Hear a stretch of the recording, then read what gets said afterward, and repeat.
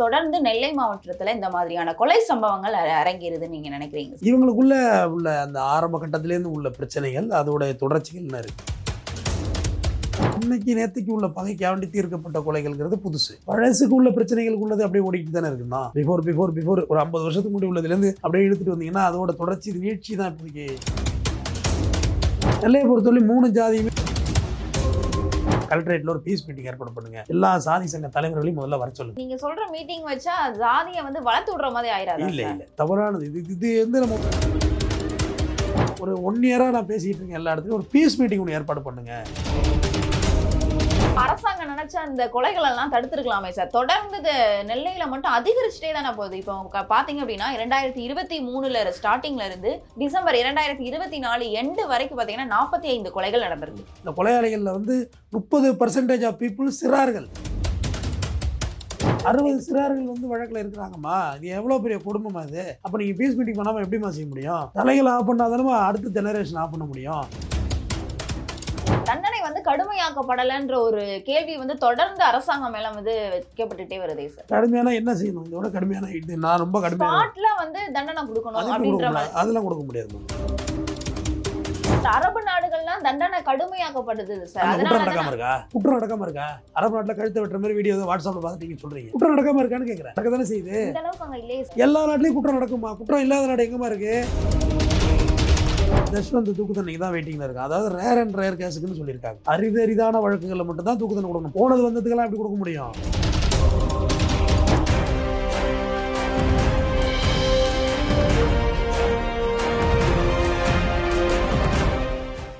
இந்த விவாத நிகழ்ச்சியில் பங்கு பெறும் விருந்தினர்களின் கருத்துக்கள் அவர்களின் சொந்த கருத்துக்களை. இதற்கும் குளோப் 360 சேனலுக்கும் எந்த தொடர்பும் இல்லை. குளோப் 360 நேயர்களுக்கு வணக்கம். நான் உங்கள் பிருந்தா சங்கர். இன்று நம்மோடு இணைந்திருப்பது வழக்கறிஞர் தமிழ்வேந்தன் அவர்கள். வணக்கம் சார். வணக்கம். எப்படி இருக்கீங்க? நலமா இருக்கேன். இப்போ கடந்த 4 ஆண்டுகளாக நெல்லை மாவட்டத்துல மட்டும் 285 கொலைகள் பதிவாயிருக்கு.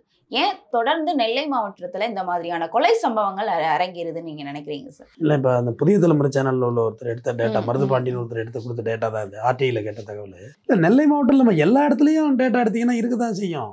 பிகாஸ் நெல்லை மாவட்டத்தை பொறுத்தவரை ட்ரையாங்கிள் ஸ்டேப்ல உள்ள ஒரு டிஸ்ட்ரிக்ட் அது. அதாவது முக்குளத்தூர், நாடார், தேவேந்திர குல வெள்ளாளர். அதை இந்த பக்கம் வச்சுங்க. தேவேந்திர குல வெள்ளாளர், நாடார், முக்குளத்தூர், மூணு இருக்கும். பட்டகமா இருக்கும். இவங்களுக்குள்ள உள்ள அந்த ஆரம்ப கட்டத்திலேருந்து உள்ள பிரச்சனைகள் அதோடைய தொடர்ச்சிகள்னு இருக்கு. இல்லை சாதிய கொலைகளே கிட்டத்தட்ட ஒரு 65க்கு மேலே சாதிய கொலைகள் இருக்குதுல்ல. 65 மர்டருக்கு மேலே கம்யூனல் மர்டர் மட்டும் இருக்குது. பாக்கி கழிச்சு பாருங்கள் ஒன்னொன்னையும். இதில் பார்த்தீங்கன்னா இன்னைக்கு நேற்றுக்கு உள்ள பகைக்காண்டி தீர்க்கப்பட்ட கொலைகள்ங்கிறது புதுசு. பழசுக்கு உள்ள பிரச்சனைகளுக்கு உள்ளது அப்படியே ஓடிக்கிட்டு தானே இருக்குன்னா பிஃபோர் ஒரு 50 வருஷத்துக்கு முன்னாடி உள்ளதுலேருந்து அப்படியே இழுத்துட்டு வந்தீங்கன்னா அதோட தொடர்ச்சி நீட்சி தான் இப்போதைக்கு நான் அதை பார்க்குறேன் நெல்லையை பொறுத்தவரையிலையும். ரெண்டாவது ஒரு பகுதிகளில் ஒரு மனநிலை இருக்குது. அவங்க பொதுவாக அதை வீரமாக அவங்க போர்ட்ரேட் பண்ணுறாங்க. அது வீரம், நாங்கள் செய்கிறதெல்லாம் வீரம், சமுதாயத்துக்காக செய்கிறோம், வீரமாக செய்கிறோன்றாங்க. பட் இப்போ ஒரு வீட்டில் ஒரு கொலை நடந்துச்சுன்னா எத்தனை பேரண்ட்ஸ் ஏய் போனது போட்டோம் விடுங்கடா, போய் நீங்கள் உங்கள் வேலையை பாருங்கள் அப்படின்னு யாரும் சொல்லுவதற்கு ஆள் இல்லைங்கிறதா என்னோட கருத்து. அவன் கொலை செஞ்சுட்டான்ல நீனும் பண்ண வேண்டியதான் திருப்பி. அப்படின்னா கொலை கவுண்டர் ஏறிக்கிட்டே தானே போகும். மாற்றினா இந்த ஒன்று இங்கே ஒன்று அப்படிங்கிற மாதிரி ஏறிட்டே போகும். நெல்லையை பொறுத்தவரை 3 ஜாதியுமே வெயிட்டானவங்க தான். நாடார் அவங்களும் வெயிட்டு. கராத்தே செல்வினா இருக்கலாம், தூத்துக்குடி அவர் கன்னியாகுமரி லிங்கமாக இருக்கலாம். அவங்க பழைய செட்டு, நான் சொல்கிறதெல்லாம் நீங்களே பிறந்திருக்க மாட்டீங்க, நானே பிறந்திருக்க மாட்டேன். அந்த செட்டு அதுக்கு அடுத்தது அப்படியே கராத்தே செல்வின்னு அவங்கள தொடர்ந்து அதுக்கு நாங்கள் கவுண்டர் பண்ணுறா அப்படியே கட்டத்துறை அவரோட பண்ணுறது. அதோட அண்ணா ராக்கெட் ராஜா அவர் மேலே வழக்கு, அவர் கோழி அருள் அவங்க மேலே வழக்கு. அப்படியே இது தேவேந்திர குல வெள்ளாளரில் பார்த்தீங்கன்னா இமாலவனன் சேகரில் ஆரம்பித்து அப்படியே அதோட வழி தோன்றலாம் வந்தால் பார்த்தீங்கன்னா பசுபதி பாண்டியனுக்கு மர்டருக்கு ரிவெஞ்சு. அங்கே வெங்கடேச பண்ணையார் டீமில் வெங்கடேச பண்ணையார் என்கவுண்டர் செய்யப்பட்டார். வெங்கடேச பண்ணையார் டீமில் அங்கே மாற்றி செஞ்சாங்க, அதுக்கு பதில் மறுபடியும் இங்கே மாற்றி செஞ்சாங்க. இப்படியா மாறி அங்கே விழுந்துக்கிட்டே இருந்துச்சு. இப்போ இதில் ஒரு சமாதானத்துக்கு வந்திருக்கிறது அப்படின்னு பார்த்தீங்கன்னா என்னுடைய ஒரு கணிப்பில் முக்குளத்தோருக்கும் நாடாருக்கும் ஒரு சமாதானம் உருவாகிருக்கிறதா தான் நான் பார்க்குறேன். அடுத்தது தேவேந்திர குல வெள்ளாளருக்கும் முக்குளத்தூர் சமுதாயத்துக்கும் ஒரு சமாதானம் இருக்குது. அதாவது இன்டர்லிங்க். சரி போதும், உங்களுக்குள்ளேயே நிறைய பேர் பழி கொடுத்தாச்சு, எங்கள்கிட்டயும் நிறைய பேர் போயிட்டாங்க, அமைதியாக இருப்போம். அப்புறம் அவங்களுக்குள்ள ஒரு இன்டர்லிங்க் இருக்குது. ஏன்னா நான் பார்த்தேன் நடுவில் பசுபதி பாண்டியனோட ஆதரவாளர் ஒருத்தர் வீடியோ போட்டிருந்தாரு. அவர் அழகாக சொல்லியிருந்தார், நாங்கள் பல்லணும் இங்கே ஒன்றா இருக்கிறது உனக்கு பிடிக்கலையா, நீ ஏன் இந்த மாதிரிலாம் சண்டை வச்சு எங்களை ட்ரிஸ் மூட்டி விட்ற, நாங்கள் பாட்டு நாங்கள் இருக்கிறோம், உங்களுக்கு என்ன மாமன் மச்சானமாக நாங்கள் அமைதியாக இருந்துட்டு போகிறோம், நீ எல்லாம் எங்களை மூட்டி விடாதன்னு சொல்லி ஒரு வீடியோ போட்டிருந்தாரு. அது ஒரு இலக்கமாக பார்த்தேன் அந்த வீடியோவை, நான் ஒத்து பார்த்தேன். அடுத்து நாடார் சமுதாயமும் முக்குளத்தூர் சமுதாயமும் அவங்க ஓவரால் ஒரு அமைதி, ரைட், ஓகே. ஏன்னா கராத்தே செல்வியனுக்கு பதில் கட்டத்துறை அவர்கள் இங்கே எக்மோரில் வச்சு வெடி உண்டடிச்சு இங்கே தான் வெட்டி கொண்டாங்க, எக்மோரில் ஒரு எஸ்டடி புத்தில் வச்சு. ஸோ அவங்களுக்குள்ள ஒரு சமாதான அமைதி வந்திருக்கு. இப்போ இந்த இன்டர்வியூல இங்கே சொல்கிறேன், இதுதான் இதை போர்ட்ரேட் பண்ணி தான் நீங்கள் வந்து சமாதானமாக்கணும். ஒரே நாளில் வந்து எங்கள் வீட்டில் என் தம்பியை கொலை பண்ணியிருப்பாங்க, எங்கள் அப்பாவை கொலை பண்ணியிருப்பாங்க, எங்கள் மாமாவை கொலை பண்ணியிருப்பாங்க, ஆனால் நீ என்னை கத்தி எடுக்கக்கூடாதுன்னு நேரடியாக வந்து சொன்னால் நான் எப்படி கேட்பேன்? கேட்க மாட்டேன். ஏன்னா எனக்கு வலி இருக்குது, நேரடியாக வலி இருக்குது. நீ என்னை கொண்டு எங்கள் வீட்டில் பதுக்கே ஒருத்தனை வெட்டியிருக்காங்க, நான் எப்படி அமைதியாக இருப்பேன்? எஸ்பியை கூட்டு பஞ்சாயத்து பேசினாலோ இல்லை கலெக்டரை கூட்டு பீஸ் மீட்டிங் பேசினாலோ இதுதான் பதிலாக இருக்க முடியும். நான் இதை உங்கள்கிட்ட வந்து எப்படி ஒரு 1 இயராக நான் பேசிக்கிட்டு இருக்கேன், எல்லா இடத்துலையும் ஒரு பீஸ் மீட்டிங் ஒன்று ஏற்பாடு பண்ணுங்கள், கலெக்டரேட்டில் ஒரு பீஸ் மீட்டிங் ஏற்பாடு பண்ணுங்கள், எல்லா சாதி சங்க தலைவர்களையும் முதல்ல வர சொல்லுங்கள், எந்த விதமான ஆயுதத்தையெல்லாம் அவங்கவுங்க வச்சுட்டு ஃபுல்லாக போலீஸ் தான் உங்களுக்கு செக்யூரிட்டி கொடுக்குது. அதாவது இங்கேருந்து நீங்கள் வெளியாகிற வரையும் போலீஸ் செக்யூரிட்டி கொடுங்க. ஏன்னா நீங்கள் ஆயுதமே இல்லாமல் வந்துட்டு வந்து வெளியே போகல எங்கேயாவது பாம்பு அடிச்சாங்கன்னு வச்சுக்கோங்க. இப்போ வந்து நீங்க சொல்ற மீட்டிங் வச்சா ஜாதியை வந்து வளர்த்து விடுற மாதிரி ஆயிராது? இல்லை தவறானது. இது வந்து நம்ம முற்றுப்புள்ளி வேணும்னா வேற வழி இல்லை. கொஞ்சம் நம்ம இறங்கிதாம போய் ஆகணும். அரசாங்கங்கிறது மக்களுக்காக தான். மக்களோட உயிர், மக்களுடைய பொருளாதாரத்தை ஊர்ஜிதப்படுத்துறது அரசாங்கம் இருக்கு. என்னோட கருத்து இதுதான். இறங்கிதான் அரசாங்கம் நினைச்சா அந்த கொலைகள் எல்லாம் தடுத்துருக்கலாமே சார். தொடர்ந்து நெல்லையில மட்டும் அதிகரிச்சுட்டே தானே போகுது. இப்போ பாத்தீங்க அப்படின்னா 2023 ஸ்டார்டிங்ல இருந்து டிசம்பர் 2024 எண்டு வரைக்கும் பாத்தீங்கன்னா 45 கொலைகள் நடந்திருக்கு. உண்மைதான், நான் மறுக்கலமா. இதுல பாத்தீங்கன்னா இதுல கிட்டத்தட்ட இந்த கொலையாளிகள்ல வந்து 30% ஆஃப் பீப்புள் சிறார்கள், 18 வயசு நிரம்பாதவங்க. அது நெல்லை டவுன்ல இல்ல, நெல்லையோட சபான் பகுதியில் 60 சிறார்கள் வந்து வழக்கில் இருக்கிறாங்கம்மா. இது எவ்வளோ பெரிய குடும்பமா இது? அப்போ நீங்கள் பீஸ் மீட்டிங் பண்ணாமல் எப்படிமா செய்ய முடியும்? தலைகளை ஆஃப் பண்ணாதானமா அடுத்த ஜெனரேஷன் ஆஃப் பண்ண முடியும். அப்போ தலைகளுக்கே நான் குதிச்சுக்கிட்டு இருக்கு ரத்தம் உள்ள அடுத்த தலைமுறைகள் நீங்கள் எப்படி ஆஃப் பண்ணுவீங்க? நான் இப்போ உள்ள பிரச்சனைக்கு பேசவே இல்லை. இது தவறு, இது அரசாங்கம் நடவடிக்கை எடுக்குது, என்கவுண்டர் பண்ணுது. இன்றைக்கி கூட ஒருத்தர் சுட்டு பிடிச்சிருக்கு, ஹைகோர்ட் மகாராஜா இங்கே வச்சு சுட்டாங்க, காலையில் எங்கள் கிண்டியில் வச்சு நடந்துக்கிட்டு தான் இருக்குது. போலீஸ் பிடிச்சிக்கிட்டு, சரி நம்ம நாட்டில் கொலை பண்ணால் என்ன சட்டம், கொலை பண்ணால் என்ன தண்டனை சொல்லுங்கள், நீங்களே சொல்லுங்கள். மரண தண்டனை வந்து அதிக அளவில் நம்ம நாட்டில் கொடுக்கலையே சார். சொல்லுங்கள், நம்ம நாட்டில் கொலை செஞ்சால் அதிக உச்சபட்ச தண்டனை என்ன, கேபிட்டல் பனிஷ்மெண்ட் என்ன? அதாவது 7 வருடம் 21 வருடம் வந்து சிறை தண்டனை கொடுக்காங்க அதிகபட்சம். கொலைக்கு வந்து தூக்கு தண்டமா? தஷ்வந்த் தூக்கு தண்டனைக்கு தான் வெயிட்டிங்ல இருக்காங்க. அதாவது ரேர் அண்ட் ரேர் கேஸுக்குன்னு சொல்லியிருக்காங்க. அரிதான வழக்குகளில் மட்டும் தான் தூக்கு தண்டனை கொடுக்கணும். போனது வந்ததுக்கெல்லாம் எப்படி கொடுக்க முடியும்? தஷ்வந்த் இங்கே சிறுமி ஆசிரியை கொலை பண்ணாம பாருங்க, அவனுக்கு தூக்கு தண்டனை கொடுத்து வெயிட்டிங்கில் இருக்குது. இப்போ கரிஷ்மான்னு சொல்லிட்டு கேரளாவில் ஒரு பையனுக்கு கூல்ட்ரிங்க்ஸில் வந்து மாத்திரை போட்டு கொடுத்து குடிக்க சாவடிச்சுது. அது அவருக்கு இப்போ கோர்ட்டில் வந்து கெஞ்சுது, எனக்கு ஆயில் தண்ணியாவது கொடுங்க, நான் ஒரே பொண்ணு வீட்டுக்கு அப்படின்னு சொல்லி. So rare and rare case கொடுக்கும். இது எல்லாருக்கும் தெரியுமா? கேரளா சார், அது நம்ம நாட்டில் இந்திய தண்டனை சட்டத்துக்குள்ள தான் அதுவும் இருக்குது, பிஎன்எஸ்குள்ள தான் அதுவும் இருக்குது. அதாவது எல்லாருக்கும் தெரியும், கொலை நடந்தால் இந்த தண்டனை தான், தூக்கு தண்டனை கிடைக்கும், ஆயில் தண்டையும் கிடைக்கும், ஆப்போசிட்டு கத்தியால் வெட்டுவான் நம்மளை. இது போக போலீஸ் பிடிச்சிட்டு போனால் என்கவுண்டர் பண்ணுறதுக்கு வாய்ப்பு இருக்குது. காவல் நிலையத்தில் பாசி அதிகமாக இருக்கும், வழிக்கு விழுந்து கை கால் உடையுது. இது இவ்வளோவையும் மீறி நம்ம குடும்பம் பாதிக்கும், நம்ம பொருளாதாரம் இருக்காது, நம்ம சகஜமாக சக மனிதனாக வாழ முடியாது. சக மனிதனா நாங்கள் போய் இந்த பஸ் ஸ்டாண்டில் தூக்கம் வருது தூங்கிட முடியாது, ஒரு தியேட்டரில் போய் ஒரு படம் பார்க்க முடியாது, ஒரு ஹோட்டலில் போய் சாப்பிட முடியாதுமா. அதுக்குள்ளே வெளில அசம்பிள் ஆகிடுவாங்க உங்களை போடுறதுக்கு. சமீபத்தில் தீபக் ராஜா பாண்டியனை போட்டாங்க இந்த திருநெல்வேலி வைரமாளிகை ஹோட்டல் வாசலில் வச்சு. உள்ளே சாப்பிட்ற நேரத்துக்குள்ளே எல்லாம் நல்ல சாப்பிட்டு வெளில வந்து மாட்டுறாதுல்ல. அப்போ நீங்கள் எப்படி அமைதியாக வாழ முடியும்? இப்போ புனேபால் இங்கே மெரினாவில் மாட்டுறானாப்புல இந்த மீனவ உணவகத்தில் சாப்பிட்டு வெளில வரக்குள்ள தான். எக்மோர் கோர்ட்லேருந்து மீனவ உணவத்தில் சாப்பிட்டு வெளில வரக்குள்ள மாட்டுறாருல. ஸோ உனக்கு வந்து எல்லாருக்கும் தெரியுமா, நம்ம இன்னொருத்த உயிரை எடுத்தோம்னா கத்தி எடுத்தால் கத்தியாதால் சாவுங்கிறது வந்து விளையாட்டாலும் சொல்லலை. இட்ஸ் எ ட்ரூத் வேர்டு, 100% சரியான வார்த்தை, நமக்கு தெரியும். ஆனால் ஏன் பண்ணுறாங்க? அப்போ அதை மீறி இதில் ஒரு விஷயம் இருக்குல்ல, நான் இவ்வளோ சொன்னேன், போலீஸே என்கவுண்டர் பண்ணுது, தண்டனையும் கொடுக்குது. எந்த தண்டனை கொடுக்காம இருக்காங்க? எல்லாம் தண்டனை கொடுத்துக்கிட்டு தான் இருக்காங்க, நடந்துக்கிட்டு தான் இருக்கு எல்லாமே. இப்போ கூட நெல்லையில் வந்து ஒரு தூக்கு தண்டனை கொடுத்தாங்க, சாட்சியை கோர்ட்டில் வச்சு வெட்டினதுக்கு. கொடுத்துட்டு தானே இருக்காங்க, கொடுக்காம எப்படி இருக்காங்க? கொடுத்துட்டு தான் இருக்காங்க. ஆனால் இதை தாண்டியும் ஒரு விஷயம் இவங்களை கடத்திக்கிட்டே போகுது. தண்டனை வந்து கடுமையாக்கப்படலைன்ற ஒரு கேள்வி வந்து தொடர்ந்து அரசாங்கம் மேல வந்து வைக்கப்பட்டுட்டே வருதே சார். கடுமையான என்ன செய்யணும்? இதோட கடுமையான இது நான் ரொம்ப கடுமையான வந்து தண்டனை கொடுக்கணும் அப்படின்ற மாதிரி அதெல்லாம் கொடுக்க முடியாதுமா. 30 வருஷம் கழிச்சு சுப்ரீம் கோர்ட்டில் போய் டாக்டர் பிரகாஷ் விடுதலை செய்யப்படுறாரு, 30 வருஷம் ஜெயிலில் இருந்திருக்காரு. காட்டுப்பள்ளியில் வந்து பெண்களை வச்சு பாலியல் தொழில் பண்ணி கொலை பண்ணாரு, அது பண்ணாரு, அவர் மேலே வழக்கு 30 வருஷம் ஆச்சு, சிறையில் இருந்திருக்காரு. 30 வருஷம் கழிச்சு சுப்ரீம் கோர்ட் விடுதலை பண்ணுது. அப்போ உனக்கு அன்னைக்கே தண்டனை கொடுத்தா சரியா? ராஜீவ்காந்தி கொலை வழக்கில் 27 வருஷம் கழிச்சு விடுதலை செய்யறாங்க சுப்ரீம் கோர்ட்டு. அப்போ அன்னைக்கு தூக்கில் போட்டிருந்தா 2 வாட்டியும் ஜஸ்ட் மிஸ் அவங்க தூக்கு தண்டனை போட்டிருந்தா உயிர் போயிருக்குமே. மரணம் எப்படிமா தண்டனையா இருக்க முடியும்? மரணங்கிறது நம் வாழ்வில் நடக்க போகும் ஒரு சம்பவம். என்னைக்கு இருந்தாலும் நடக்க போகுது. 2100 உயிரோட இருக்க போறோமா நம்ம 2 பேரும்? இல்ல என்னைக்கு இருந்தாலும் அல்டிமேட் கோல் அதுதானம்மா, நம்மளோட மரணம் தானே. அது எப்படி தண்டனையா இருக்க முடியும்? தண்டனையா இருக்க, தண்டனைங்கிறது வாழ்நாள் முழுக்க நீ உயிரோட இருக்கணும், வெளில இந்த சுதந்திரமா இருக்கிற உலகத்தை பார்க்கணும். ஆனா நீ சுதந்திரத்துல கலந்துக்க முடியாது. ஃப்ரீடமா இருக்குல்ல. வெள்ளைக்காரன் வந்து நம்மளை கொலை பண்ணானா சொல்லுங்க? வெள்ளைக்காரன் நம்மளை என்ன பண்ண? கொலையெல்லாம் பண்ணலையே, உங்களையெல்லாம் சுட்டு எல்லாரையும் கொண்டுட்டு நான் மட்டும் தான் இருப்பேன்னு சொன்னா? இல்லவே இல்லையே. அவன் நம்மளை ஆண்டான், அவன் வெள்ளைக்காரன் ரூலிங் பண்ணான். அதை எதிர்த்து தான் நம்ம போராடணும். நீ எப்படி எங்களை ரூல் பண்ணுவ?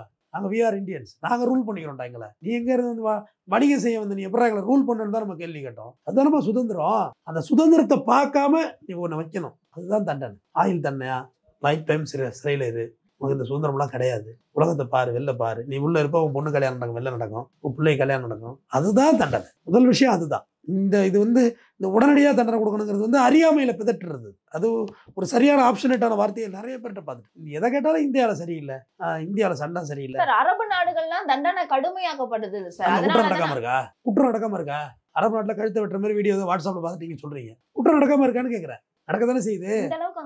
எல்லா நாட்டிலையும் குற்றம் நடக்குமா? குற்றம் இல்லாத நாடு எங்கம்மா இருக்கு?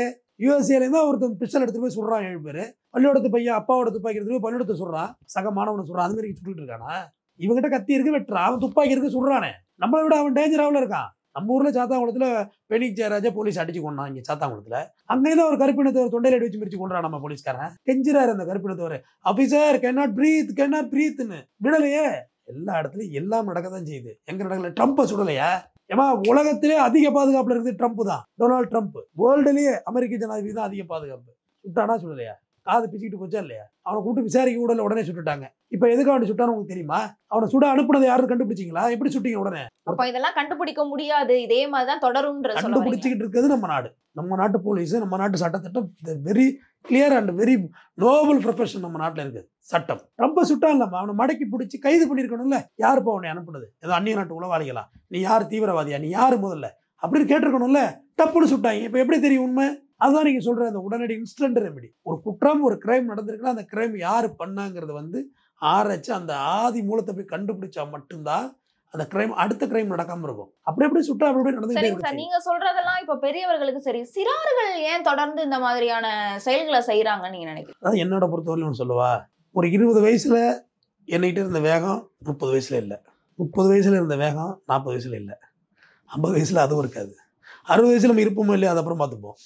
முதல்ல 30 வயசு வரைக்கும் எப்படி இருக்குன்னா, 20 வயசு வரைக்கும் அந்த ஜாதி வெறியெல்லாம் இருக்கும், எல்லார்ட்டும் இருக்கு. அப்போ இந்த ஹீரோயிஸும் கொஞ்சம் ரவுடிஸும் அப்படி அந்த காலத்தில் சும்மாவெல்லாம் அப்படி புழுதி பறக்க வந்து நின்று அது ஒரு மாதிரி கெத்தாக தெரியும். அந்த கதவை திறந்துக்கிட்டு இறங்குற ஸ்டைலு அதெல்லாம் ஒரு மாஸ் அப்போ உள்ள சினிமாக்கள். அப்புறம் அந்த சும்மாவெல்லாம் அப்படி மாறி ஸ்கார்பியோவாக மாறினுச்சு. அப்படியே மாறி மாறி வாகனங்கள் தான் மாறினுச்சு. அது திரைப்படம் பெரிய லெவலில் இன்ஃப்ளூயன்ஸ் பண்ணுறதா நான் நினைக்கிறேன். ஜாதியை, மொழியை, இனத்தை, நம்மளுடைய வர்க்கத்தை வந்து வேறு மாதிரி அவங்க ட்ரிகர் பண்ணுறாங்க. அடுத்தது 30 வயசில் உள்ளவங்க என்ன செய்வாங்க? ஆனால் அதெல்லாம் வேணாண்டா, வேலைக்கு போகணுண்டா, சும்மாடுறா, நாளைக்கு வேறு வேலை இருக்குது, வாடகை கட்டணும் அப்படின்ற கவலைக்கு 30 வயசில் வந்துடுறான். கல்யாணம் சரியான வயசில் நடக்கணும், குடும்ப பாரத்தை ஏந்துக்கணுமா. குடும்ப பாரம் ஏந்துக்கிட்டால் இந்த வேகம்லாம் வராதுமா. பெரிய லெவலில் நமக்கு யாரும் பணம் கொடுக்க மாட்டாங்க. நீங்கள் ஒரு ஜாதி சங்க தலைவர் ஆனீங்கன்னா உங்களுக்கு காசு கொடுப்பாங்க உங்கள் கம்யூனிட்டியில், அதெல்லாம் கொடுக்க மாட்டாங்க. குடும்ப பாரம் 40 வயசில் பார்த்தா அட போனால் நீ வேற ஒருத்தன் சாதியாவது மண்ணாவது, எங்கள் ஆஃபீஸில் இருக்க ஆளுக்கு ஒரு ஜாதி இருக்கா, நீ வேற கதையா அப்படின்ட்டு போயிடுவாங்க. அவங்க டிரைவர் வேறு ஜாதியாக இருப்பாங்க, அவங்க வேறு சமயக்காரை. ஏப்பா இங்கே சாதினே ஒன்று இல்லைம்மா. என்னை பொறுத்தவரையிலும் அதுதான் உண்மையும் கூட. சாதி எங்கே இருக்குமா? காலைல ஹோட்டலில் சாப்பிட்டோம், சாப்பாடு வச்சவர் ஒரு ஜாதி, ஓனர் ஒரு ஜாதி, அரிசி கடைக்காரர் ஒரு ஜாதி, அரிசியை விளைவித்தவன் ஒரு ஜாதி, விவசாயின்னு ஒரு ஜாதி, காலம்புறா கஷ்டப்படுறான் விவசாயி, சோத்தாளி திக்கிற நம்ம பணக்காரனா விவசாயி கஷ்டப்பட்டே இருக்கான். அவனுக்காக யாருக்கு கவலைப்படுறதுக்கு ஆள் இல்லை, விவசாயம் இல்லை, மழை இல்லை, நாட்டில் வேலை வாய்ப்பு இல்லை.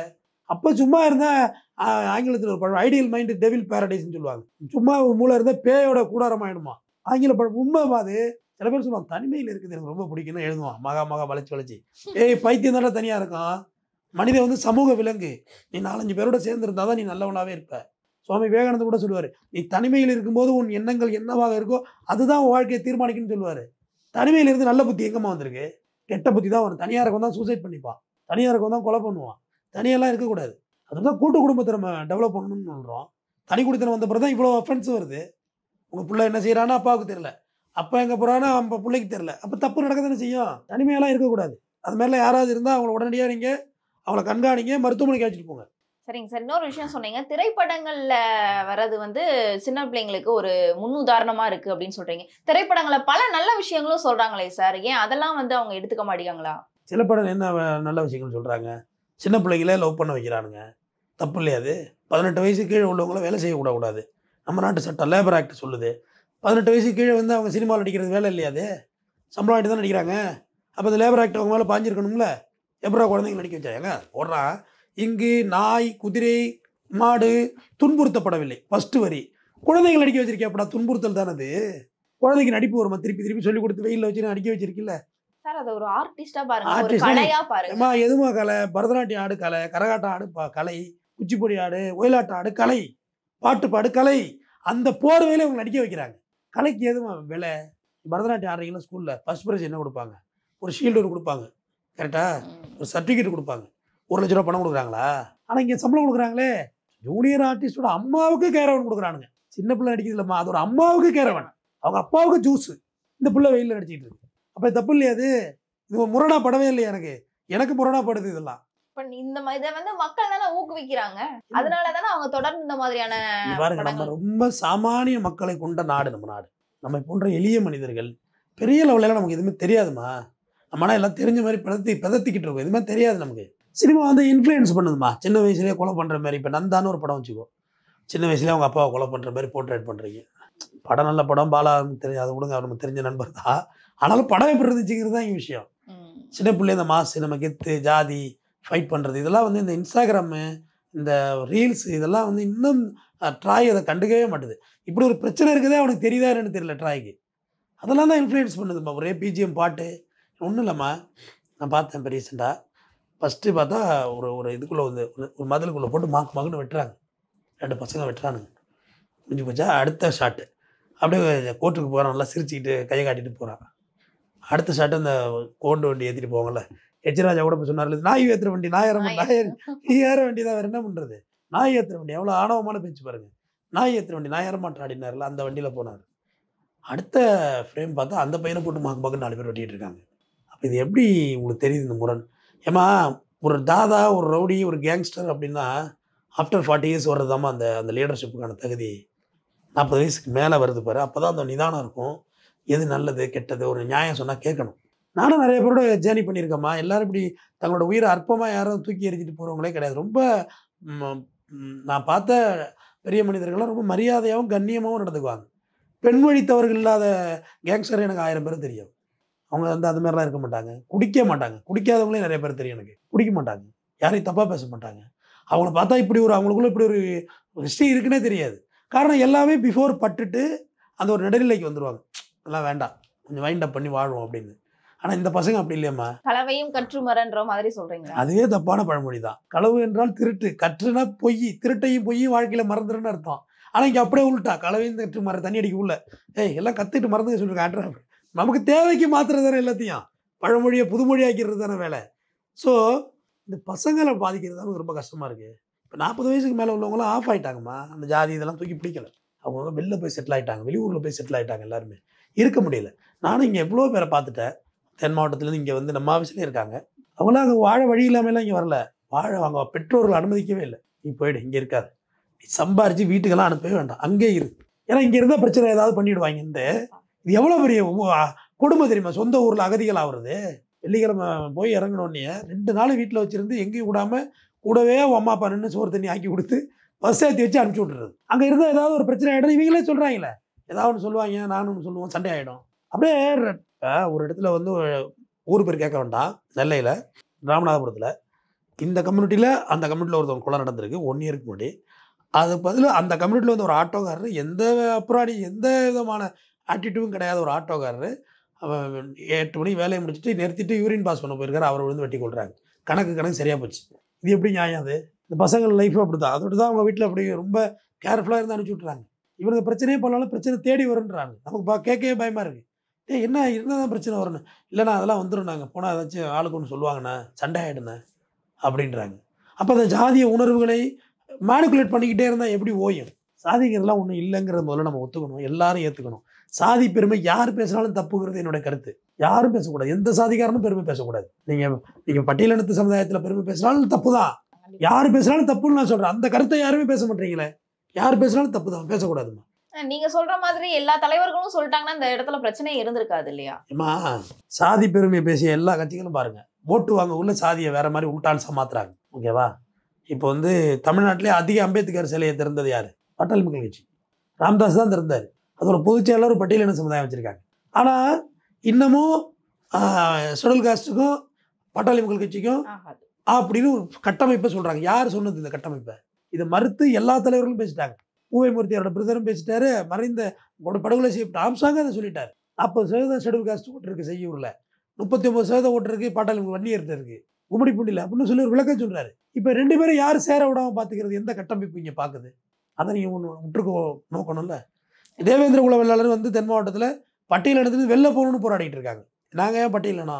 நாங்கள் பட்டியலினம் கிடையாதுன்றது அவங்க ரொம்ப நாள் கோரிக்கை. அது அவங்க வெளியே வரணும்னு. அதில் பசுபதி பாண்டியன்லாம் உங்களுக்கு தெரிஞ்சிருக்கும். அவரையெல்லாம் அவங்க மகள் சந்தானம் மாரி அவங்க லீடர்ஷிப் பண்ணுறாங்க.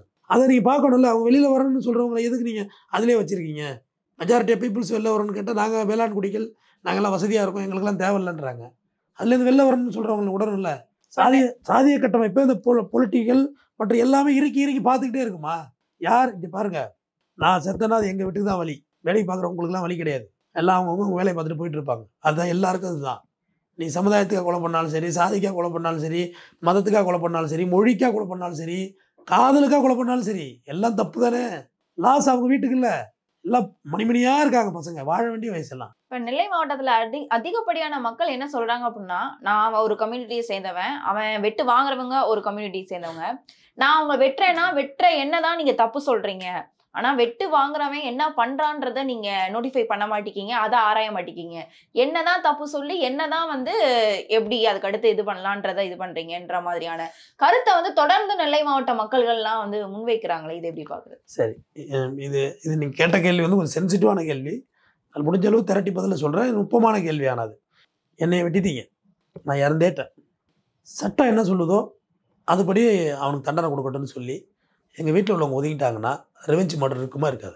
எங்கள் வீட்டில் உள்ளவங்க நீதிமன்றத்தில் இருக்குது, என் பிள்ளைய வெட்டிட்டாங்க, பிள்ளை செத்துட்டான், கோர்ட்டுக்கு போயிட்டு கேஸு, கோர்ட்டில் நாங்கள் சாட்சி சொல்கிறோம், தண்டனை கிடைக்கட்டும், நீதிபதி என்ன சொல்கிறாரோ அப்படியே அப்படின்னு விட்டுட்டாக்க பிரச்சனை குறையும் தானே. ஆனால் நான் சொல்கிறது கொஞ்சம் கஷ்டம், ஏற்றுக்கிறது கஷ்டம். என்ன வெட்டுவான் வந்து வெட்டுவான், நம்ம செத்துட்டு போகணுமா? நமக்கு திருப்பி வெட்ட தெரியாதா? கத்தி யார் வெட்டாலும் வெட்டோம், உண்மைதான். கத்திக்கு என்ன இருக்குது? உயிரற்ற பொருள் அது. ஆனால் இந்த ஒரு ஸ்டாண்டு தான் சொல்கிறேன், இந்த புரிதல் சொல்கிறேன், இந்த கிளாஷுக்கே தான் சொல்கிறேன். அதுக்கு காவல்துறையும் மற்றும் ஏனைய கலெக்டரேட்டு, காவல்துறையை விட கலெக்டரேட்டு தாசில்தார் தான் ரொம்ப முக்கியம். அவங்க தான்மா இதெல்லாம் நடவடிக்கை எடுக்கணுமா? அப்படியே வேடிக்கை பார்த்துட்டே போயிட்டு இருந்தால் எப்படிம்மா? கணக்கு வழக்கெல்லாம் போதான் என்ன அர்த்தம்? மனிதனை அழிச்சிட்டா என்னம்மா வருது? சுடுகாடு ஆகிடுமா? யாரை கொலை பண்ணுறதோ, இங்கே நிறைய பணம் சம்பாதிக்கிறதோ, நிறைய இடம் வாங்குறதோ, நிறைய புகழாகிறதோ இங்கே பெருசு இல்லைம்மா. யார் ஒருவன் சூழ்நிலைக்கு ஏற்றால் போல் தன்னை மாற்றிக்கொள்கிறானோ அவன் தான் சிறந்த ஆளுமை.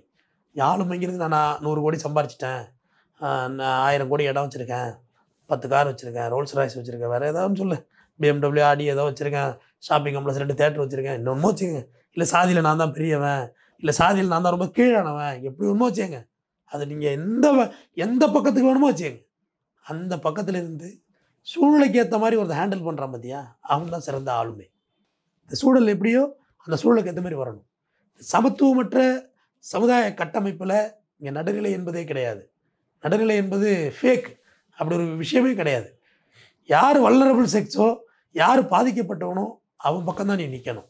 அதுதான் நடுநிலைமை. இங்கே 100 பேர் சரின்னு சொல்கிறான்ல, 10 பேர் இல்லைன்னு சொல்கிறான்ல, அந்த 10 பேர் பாதிக்கப்படுறான் இல்லையா, அந்த 10 பேருக்காண்டி நீ குரல் கொடுக்கணும். அதுதான் நடுநிலைமை. 10 பேர் சொல்கிறதுல கொஞ்சம் தப்பு கூட இருக்கட்டும், ஆனால் அந்த 10 பேருக்காக சொல்லு. அதுதான் நடுநிலைமை. அதுதான் தலைமைக்கு உரிய அழகு. காலம்பூரா ஒருத்தரை குட்டிக்கிட்டே இருப்போம், குட்டிக்கிட்டு இருக்க முண்டவே கூடாது அப்படின்றது தான் இங்கே நீ சொல்கிற அந்த விஷயம். வெட்டுனா திருப்பி வெட்டக்கூடாதான்னு கேட்ட கேள்விக்கான பதில் இதுதான். குனிய குற்றவனும் தப்பு, குனியறதும் தப்பு தான். இங்கே குட்டிக்கிட்டே இருக்கக்கூடாது, ஒருத்தர் குடிஞ்சிக்கிட்டே இருக்கக்கூடாது. ஆனால் இங்கே எப்படி தெரியுமா இருக்குது? ஒரு ஒடுக்கப்பட்ட குடும்பத்திலேருந்து, சாமானிய குடும்பத்திலேருந்து ஓங்கி பேசுகிறதே திமிரா பேசுகிறேன்னு சொல்கிறான். இளையராஜா மேலே எல்லாருக்கும் என்ன வேகம் சொல்லுது? இசைஞானி இளையராஜா இருக்கார்ல, அவர் கொஞ்சம் வயசாகிட்டு இப்போ மனைவி இறந்துட்டு மகள் பவதாரணி என்ன அருமையான குரலுக்கு சொந்தக்காரி இறந்து போயிட்டு நான் போயிட்டு வந்தேன். இளையராஜா மேலே எல்லாருக்கும் என்ன கோபம் சொல்லுங்கள்? அவர் பேசுகிறது கொஞ்சம் ஏட்டி புட்டி இருக்கும். ஆனால் அவர் தன் குரலை உயர்த்தி பேசுதலே திமிரா பேசுகிறேன்னு சொல்கிறாங்க. அப்போ யார் இதை சொல்கிறது? இந்த வார்த்தை சாதியோட ஆணவம் தானே. இளையராஜானா நீ சாதியாக பார்க்குற, அவனை ஒரு மியூசிஷியனாக நீ பார்க்கல, இசை பிள்ளையாக அவனை பார்க்கல, சாதியாக பார்க்குற. அதை விட்டு அவர் பேசுகிறது உனக்கு திமிரா தெரியுது. இவ்வளோ திமிரா பேட்டி கொடுக்குறாரு பாரு. அவர் ஏர்போர்ட்டில் சிக் பண்ணி அமெரிக்கா போகிறாருமா, இது லண்டன் போகிறாருமா, அங்கே ஏதோ உட்காந்துட்டு கேள்வி கேட்டுருந்தேன். இசையை பற்றி கேள்வியாங்கிறார் அவர். அவருக்கு தெரிஞ்சது அதுதானே, அதுதான் சொல்கிறார். சில ஏட்டிக்கு போட்டு அவருக்கு பண்ணுறாரு. என் பாட்டெல்லாம் பாடக்கூடாது, காசு கூடலாம் கேட்குறாரு. அதெல்லாம் அவரோட பெரிய மனுஷனுக்கு அது தேவையில்லாத விஷயம். சரி, அது அவரோட தனிப்பட்ட விஷயம், அவரோட மியூசிக்கு எதாவது கேட்டு போட்டேன். எதுக்காக நீ அவர் அப்படி சொல்கிறீங்க? சாதியாக நீங்கள் அவரை பார்க்குறீங்க. அவர் மியூசிஷியனை பார்த்தா உங்களுக்கு அது தெரியாது. ஸோ எல்லாத்தையும் இப்படி தான். நல்லா ட்ரெஸ் பண்ணியிருக்காங்க, ஒயிட் அண்ட் ஒயிட்டாக போட்டிருக்கான். இவெல்லாம் வெள்ளை சட்டை போடுற மாதிரி ஆகிட்டு பாரு அப்படின்ற போக்கு எங்கே இருந்துச்சு? இந்த பார்வை எங்கே இருந்துச்சு? சாதி தானே. அந்த பார்வையெல்லாம் நீங்கணுமா? நீ போடுற ஆடையில், நீ போடுற சாப்பாட்டில், நீ போடுற பர்ஃப்யூமில், நீ வச்சுருக்க பைக்கில், நீ வச்சுருக்க காரில், நீ வீட்டுக்கு அடிச்சிருக்க பெயிண்டில், எல்லாத்துலேயும் உன்னை சாதியாக போர்ட்ரேட் பண்ணால் நீ என்ன பண்ண முடியும்? வாழ்கிறதா இல்லையா? எல்லோரும் வாழ பிறந்திருக்கோமா? அதெல்லாம் ஒரு காலத்தில் இருந்திருக்கலாமா? சாதியெல்லாம் வந்து ஒரு 100 வருஷத்துக்கு முன்னாடியெல்லாம் இருந்திருக்கலாம். அடுத்த கட்ட ஜெனரேஷன் இப்போ நீங்கள் சாதி பார்க்குறீங்களா? வீட்டில் பார்க்குறாங்களே. அதான் அந்த ஜெனரேஷனோட விடுங்க. அடுத்த கட்டம் நம்ம வந்துட்டோம்லம்மா. இன்னுமே எதுக்கு நம்ம அதை பிடிச்சிக்கிட்டு பிரச்சனைக்கு தொங்கிக்கிட்டே நிற்கணும்? ஒரு இடம் உங்களுக்கு செட் ஆகலையா? இந்த இடம் நமக்கு கம்ஃபர்ட் ஜோனாக இல்லைன்னா தயவுதாட்சியம் இல்லாமல் அந்த இடத்த விட்டு வெளியேறிடுங்க. அது பேர் இப்போ தப்பிச்சு ஓடுறதுன்னு அடுத்தவங்க வேணா நினச்சிக்கிட்டோம். பயந்துட்டு ஓடிட்டான் பாரு ஊரை பார்த்து அப்படின்னு நினச்சிக்கிட்டோம், தாராளமாக நினச்சிக்கிட்டோம். ஆனால் அது பயந்துட்டு ஓடல. பணிஞ்சு போகிறவங்களாம் பயந்தவங்க கிடையாதுமா. நான் அடுத்த கட்டத்தை நோக்கி நான் நகர ஆரம்பிச்சிட்டேன். என் வாழ்க்கையோட ஸ்கேல் எங்கே இருக்குது? உன்கிட்ட சண்டை போட்டுக்கிட்டு, சாதி சண்டை போட்டுக்கிட்டு, நான் இங்கே வெட்டிக்கிட்டு நிற்கிறதுக்கு நான் பிறக்கலை. நான் நீதிபதியாக வருவேன், அரசு வழக்கறிஞராக வருவேன். எந்த ஊரில் என்னை அவமானப்படுத்தினியோ அதே ஊரில் நான் கலெக்டராக வருவேன். எந்த ஊரில் நீ திட்டினியோ அதே ஊரில் விஓ வருவேன். இன்னொரு விஷயம் சார், அதாவது என்ன சொல்றாங்க அப்படின்னு பாத்தீங்கன்னா, இப்போ வந்து நான் ஒருத்தவங்கள நான் வெட்ட போறேன் அப்படின்னா அவங்க வேற ஜாதியா இருக்கலாம். ஆனா அதுக்கு காரணம் வந்து வேறவா இருக்கு. ஆனா இது வந்து ஜாதி பெயரை சொல்லி கட்டமைக்கிறாங்க. நெல்லை மாவட்டத்துல இது அதிகம் பண்றாங்க. ஜாதி பெயரை வச்சு கட்டமைக்கிறாங்களே தவிர, ஆனா அதற்கு காரணம் வந்து ஜாதி கிடையாது, தனிப்பட்ட காரணம் அப்படின்றதையும் முன்வைக்கிறாங்க. இது எப்படி பாக்குறது? இப்போ வந்து இந்த ஒரு டாக் ஷோ ஒன்று, Neeya Naana, I think exactly Neeya Naana, அதில் வந்து சாதி பெருமை பேசுபவர்கள், சாதி பெருமை இல்லாதவர்கள் 2 தரப்பாக உட்கார வச்சு பேச வச்சுருந்தாங்க. நல்லா இருந்தது அந்த நிகழ்ச்சி. எல்லாமே கொஞ்சம் கோபி நடத்துறது எனக்கு பிடிக்கும். கொஞ்சம் அறிவார்ந்து இருக்கும் அவரோட திங்கிங் எல்லாம். கொஞ்சம் ரசித்து பார்க்குறது உண்டு. எங்கள் மாவட்டத்துக்கு பக்கத்து வீட்டுக்காரர் வேறு, பக்கத்து மாவட்டத்துக்காரர் வேறு. அதில் வந்து ஒரு சொன்னார், சார் நாங்கள் வந்து ஆண்ட பரம்பரை, நாங்கள் அப்படி போவோம், அப்போ சேர்த்து அவளை வேறு சாதிக்காரன் வந்து அவன் அப்படி தலையை கிணிச்சிட்டு போவான் அப்படின்னு. அதே கோபி கேட்டார், நீங்கள் அவங்க ஊருக்கு போகல எப்படி போவீங்கன்னு. பதில் சொல்ல முடியல. அவர் சொன்னார், நீங்கள் தலை குனிஞ்சிட்டு தானே போவீங்க அப்படின்னு. ஆமாம் சார். அப்போ இங்கே ஜாதிங்கிறது மெஜாரிட்டி, அவ்வளோதான். நீங்கள் ஒன்றும் பெருசாவில் மட்டும் குழப்பம் வேண்டாம். Majority community. ஒரு இடத்துல யார், இப்போ நான் சொன்னல 3 ஜாதி இருக்காங்க, தேவேந்திர குலால், முக்குளத்தூர், நாடார் இருக்காங்கன்னா 3ல் மெஜாரிட்டி யார் இருக்காங்களோ அங்கே இருக்க மைனாரிட்டியை நசுக்குதல் ஜாதி. அது எந்த கம்யூனிட்டி வேணுமோ வச்சுங்க, நான் அது விலக்கியெல்லாம் சொல்ல வேண்டாம். எந்த கம்யூனிட்டி வேணுமோ இருக்கலாம். மெஜாரிட்டி இருக்கவங்க மைனாரிட்டியை லாக் பண்ணுறாங்க, அவ்வளோதான். காரணம் இந்த மைனாரிட்ட பொருளாதாரம் இருந்திருந்தால் லாக்கிங் இருக்காது. ஏன்னா ஒரு ஊரில் பார்த்தீங்கன்னா ஒரு செட்டியார் கூட 2 செட்டியார் கூட இருக்கும். அவங்கள நீ ஜாதியை அட்டாக் பண்ணுறியானா இல்லை, ஏன்னா அவங்க தொழில் வேறு, ஃபினான்ஸு, பணம் வச்சுருப்பாங்க. சொல்கிறேன், ஒரு ஒத்த விட்டு கதைக்கு சொல்ல வர்றேன். ஒரு ஊர்லேயும் சொல்கிறேன், மைனாரிட்டி ஒரு ரெட்டியார் குடும்பம் இருக்கும், ஒரு நாயுடு குடும்பம் இருக்கும். ஆனால் அவங்கள்ட்ட யாரும் சாதிக்கு போக மாட்டாங்க. ஆனால் இதே நாயுடு குடும்பம் தான் கீழே வெண்மணியில் 46 பேருக்கு படுகொலை காரணமாக இருந்துச்சு. இரா கோபாலகிருஷ்ணன் நாயுடு நெருப்பூச்சி கொளுத்துனது, வெண்மணி சம்பவம் மறக்க முடியாது மனித குல வரலாற்றில். அது ஒன்று. நான் கோபாலகிருஷ்ணன் நாயுடு தான். அது கூட இந்த அசூரன் ஒரு படம் வந்துச்சுல்ல, அதில் கூட நான் எனக்கு வெற்றிமாறன் கூட கருத்தில் ஒரு முரண்பாடு இருந்துச்சு. எல்லா படத்துலையும் ஒரு முரண்பாடு இருக்குது, அதில் ஒரு முரண்பாடு இருந்துச்சு. அதில் வந்து ஆண்ட சாதின்னு சொல்லி முடிச்சுடுவார். தவறு அது. ஏன் கோபாலகிருஷ்ணன் நாயுடு எடுக்க வேண்டியதானே? உண்மை சம்பவத்தை தழுவி தானே எடுத்தீங்க. அது ஏற்கனவே கடலாக எரிஞ்சிக்கிட்டு இருக்கு சாதி. அதில் நீங்கள் போய் பெட்ரோலை ஊற்றக்கூடாதுல்ல. யாருன்னு சொல்லிட்டு போயிடுங்க. வரலாறு தானே, இன்னைக்கு தெரிஞ்சது தானே, எல்லாரும் தெரிஞ்சது தானே. ஏன்னா கோபாலகிருஷ்ணன் நாயுடு கொலை பண்ணது யார் தெரியுமா? தோடர் தியாகு. அவர் என்ன சமுதாயம்? முக்குளத்தூர் சமுதாயம். சொல்கிறேன், ஜாதி வேண்டான்னு எல்லா சமுதாயத்திலையும் மெஜாரிட்டி ஜாதி வேண்டாங்கிறவங்க தான் இருக்காங்க. எல்லா ஜாதியிலையும் இருக்காங்க. ஏன்டா சும்மா தேவையில்லாமல் நீங்கள் அதை போய் போட்டு இழுத்துக்கிட்டு கருமத்தன்னு. ஒருத்தவங்களும் என்ன சொல்கிறாங்கன்னா, தங்களை போர்ட்ரேட் பண்ணுறதுக்கும் தங்களோட ஹீரோயிசத்தை மெயின்டைன் பண்ணுறதுக்கும் இன்னார கொலை பண்ணியிருக்காங்க எங்கள் வீட்டில், அதுக்காக வேண்டி நான் கத்தி எடுக்கிறேன். ஏன்னா ரொம்ப சுலபமாக நினைக்கிறேன் கத்தி எடுக்கிறது. புத்தகத்தை படித்து நீ ஐஏஎஸ் எழுதி ப்ரிலிமினரி பாஸ் பண்ணி அடண்ட பாஸ் பண்ணி குரூப் 2 குரூப் 1 போகிறது கஷ்டம், கொலை பண்ணுறது ஈஸி அப்படின்னு நினச்சிட்டு பண்ணுறாங்க. ஆனால் ஈஸியெல்லாம் கிடையாது. திருப்பி நம்ம என்னைக்கு இருந்தாலும் கழுத்தை தடவை பார்த்துட்டு படுத்துருக்க முடியாதுல்ல, திருப்பி எப்போ வெட்டுவாங்கன்னு. நம்ம இங்கே பிறந்திருக்கிறது மாபெரும் மகத்தான வாழ்க்கையை பிறந்திருக்கிறோம். எவ்வளோ பேர் ரத்த சகதியில் நமக்கு இந்த சுதந்திரம் கிடைச்சிருக்கு. நீ நான் பேசுகிறேன், இந்த பேனா என் பாக்கெட்டுக்கு வந்திருக்குன்னா ஏதோ தூக்கிட்டு வாங்கி சொருவிட்டு தான் இருந்தில்ல, யார் வேணுமோ சொருவிக்கலாம். இந்த கல்வி எனக்கு வந்திருக்குல்ல, இதுக்கு பல பேர் தியாகம் பண்ணியிருக்காங்க. தியாகத்தினால தான் எனக்கு இந்த கல்வி எனக்கு கிடச்சிருக்கு, இந்த சேர் எனக்கு கிடச்சிருக்கு, உங்களை ஒரு கேமரா முடி உட்கார வச்சிருக்கு. பெண்கள்லாம் ஒரு காலத்தில் எவ்வளோ அடிமைகளாக இருந்தீங்க. விட்டு விட்டு வெளில வரக்கூடாது, விதவை ஆகிட்டா வெளில வரக்கூடாது, உன் முகத்தில் முடிச்சா தீட்டு, கணவனுக்கு சோறு வச்சுட்டு எங்கள் பாட்டி நான் பார்த்துருக்கேன் ரிவர்ஸ்லேயே போகணும், தாத்தாவுக்கு ரிவர்ஸ்லேயே போகணும், திரும்பி போகக்கூடாது, புறமத்துக்கிட்ட காட்டி விடக்கூடாது, அடி விழுவும். அப்படி இருந்த குடும்பத்துலேருந்து எல்லாரும் பார்த்தது தான்மா. ஆனால் இன்றைக்கி அப்படி இல்லையே, எல்லாம் மாடலாக மாறிட்டோம்ல. பெண்களே சொல்கிறேன், வீட்டுக்குள்ளே இருந்தவங்களுக்கே படிப்பு எதுக்குன்னு கேட்டாங்க, அடுப்படியில் இருக்கிறவங்களுக்கு படிப்பு எதுக்குன்னு கேட்ட பெண்கள் இன்றைக்கி சுனிதா வில்லியம்ஸ் அமெரிக்கா போய்ட்டு இதில் போய்ட்டு வர்றாங்களம்மா, ராக்கெட்டில் 9 மாதம் அப்படியே தவழ்ந்துட்டு அழைச்சிட்டு வர்றாங்களா. வயசு என்ன 60 வயசு ஆகுதுமா அந்த அம்மாவுக்கு, 52 வயசுக்கு மேலே ஆகிட்டு. அதுதானம்மா சாதனை, அதுதானம்மா அழகு. இந்திய வம்சாவழி, குஜராத்தில் பிறந்திருந்தா கூட நம்ம நாட்டு பொம்பளை ஒரு சந்தோஷம் மனசுக்குள்ளே. கமலாகாரிசி நிற்கிது, திருவாரூரா சொந்த ஊர், ஒரு சந்தோஷம். வெளிநாட்டில் போய் நம்ம பொண்ணு நிற்கிது ஐயா, அது சாதி அப்போ பார்க்கல. இல்லை சுனிதா வில்லியம் ஜாதி பார்த்தியா நீ? இல்லை கமலாகாரிசி ஜாதி தெரியுமா? தெரியாதே. அப்போ சாதி பார்க்கல. வெளியில் போனால் ஒரு உலகத்தை பார்க்குற. இந்தியா அப்படிங்குள்ள உனக்கு ஜாதி தெரியல. தமிழ்நாடு அப்பையும் ஜாதி தெரியல. சென்னையில் ஜாதி தெரியல. சென்னையில் ஜாதியை பார்க்க முடியாது. உங்கள் ஹவுஸ் ஓனர் ஒரு ஜாதியாக இருப்பாங்க, நீங்கள் ஒரு ஜாதியாக இருப்பீங்க, ஜாதி பார்க்க முடியாது. வீட்டு தனிக்கன் போடுறதுலேருந்து மளிகை கடை வச்சுருக்கிறதுலேருந்து எல்லாரும் எல்லா ஜாதியும் இருக்காங்க. அடுத்தது உங்கள் மாவட்டத்துக்குள்ளே போனோன்னே சாதி பெருமை. எங்கள் மாவட்டம் நம்ம ஆளுங்க நேரடியாகவே கேட்குறாங்கம்மா சாதி எல்லாம் ஓப்பனாகவே வளர்ந்துட்டு. அது ஆண்களை விட பெண்கள் அதிகம் சாதி பார்க்குறார்கள். உண்மை. பொம்பளை பிள்ளைங்க நல்லாவே சாதி பார்க்குறது, சாதி வெறி இருக்குது பொம்பளை பிள்ளைங்கள்ட்ட. அடுத்து ஊருக்குள்ளே போனோன்னே அங்காளி பங்காளி பெருமை. நம்ம தான் லாரி ஓட்டிட்டு சுற்றுறாம ஒருத்தர் நம்ம தான்ட்டு அவனுக்கும் சாதி பார்க்குறதுக்கு பெரிய வித்தியாசம் இல்லைம்மா. அவன் உலகம் தெரியாமல் செய்கிறான், உலகம் தெரிஞ்சு செய்கிறான். ஊருக்குள்ளே போனோன்னே சாதி பெருமை.